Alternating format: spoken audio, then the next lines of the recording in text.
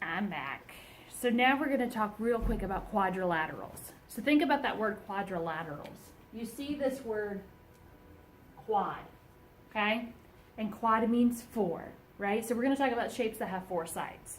Those are your quadrilaterals. And we're going to talk about the quadrilateral family, okay? So let's first talk about ones you probably know very well, okay? Here you have your rectangle. Right? I don't really think you need to label it a rectangle. I think you know it's a rectangle. Okay, you just have to know that a rectangle, the opposite sides here are parallel and equal. And these little lines right here show that those two sides are equal. Okay? And if you look, I'll put two lines on this one to differentiate them. That means this side is equal to that side. So that's a rectangle.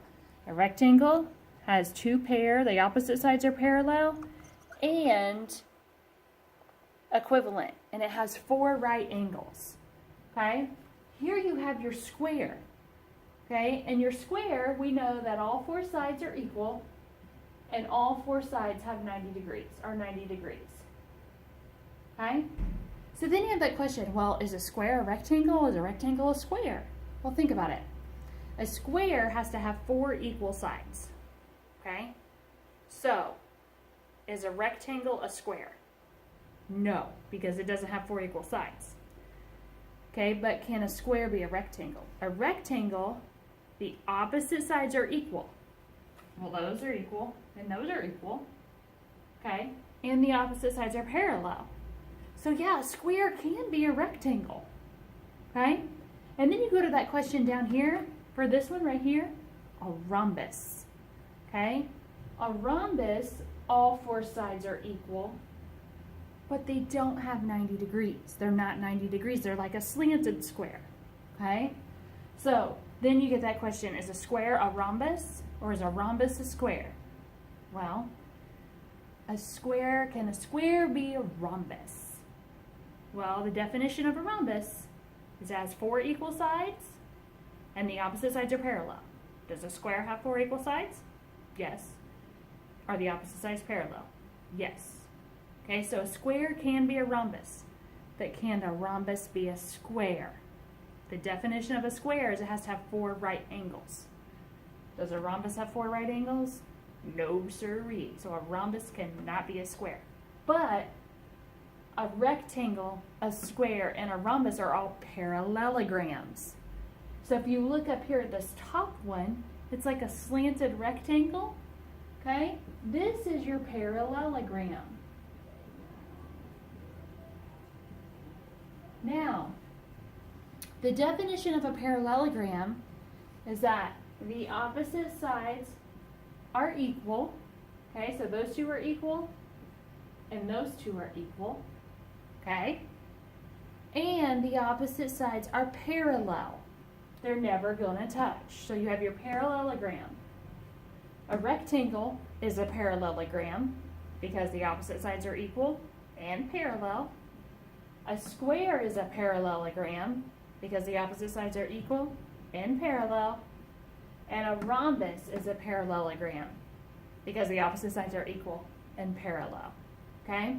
So these are your four main quadrilaterals. But then you always have that weird one. It's like when you're at a family reunion, you always have that weird aunt, right? Or that weird cousin. That's the trapezoid in the quadrilateral family. Okay, so we have our trapezoid. It has four sides, so it's a quadrilateral. Okay? The thing about a trapezoid, what you have to remember, in order for it to be a trapezoid, okay, the opposite sides have to be parallel. Okay, remember we talked about this earlier. Those are your bases. Those are your parallel lines. They don't have to be equal. They just have to be parallel. Okay? Now, like a triangle, remember I said a triangle, the three angles have to add up to 180 degrees. Quadrilaterals are a little different. Okay, you talk about your interior angles, right?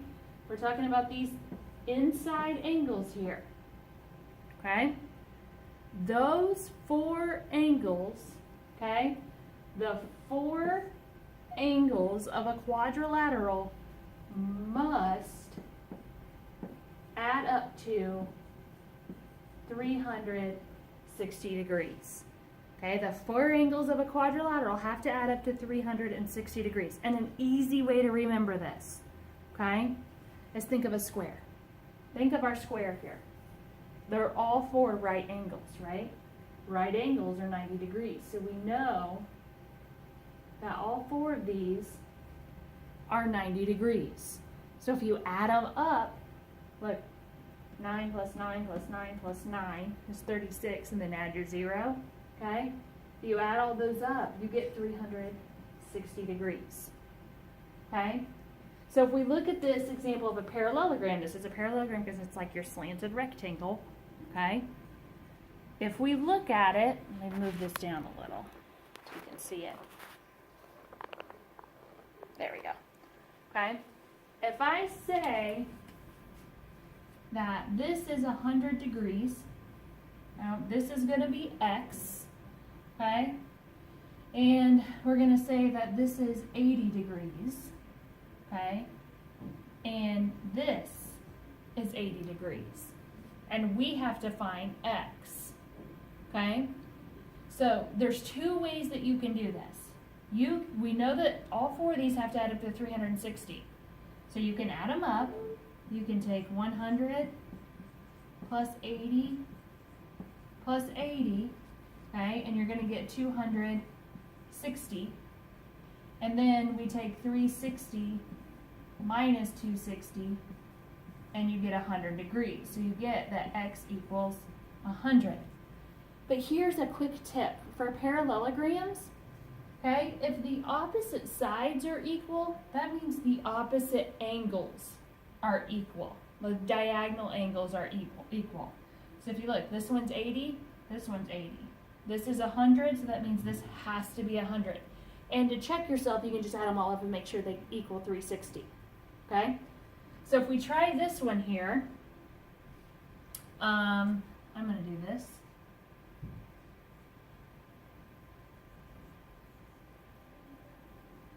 Okay? You should be able to figure out what the missing angle is. You have this symbol here, okay? Those mean what? Okay, 90 degrees. And we know that the opposite angles are equal. So if this is 90 degrees, then this has to be 90 degrees. And if you check it, I bet it adds up to 360 degrees. Okay? Keep having a good day.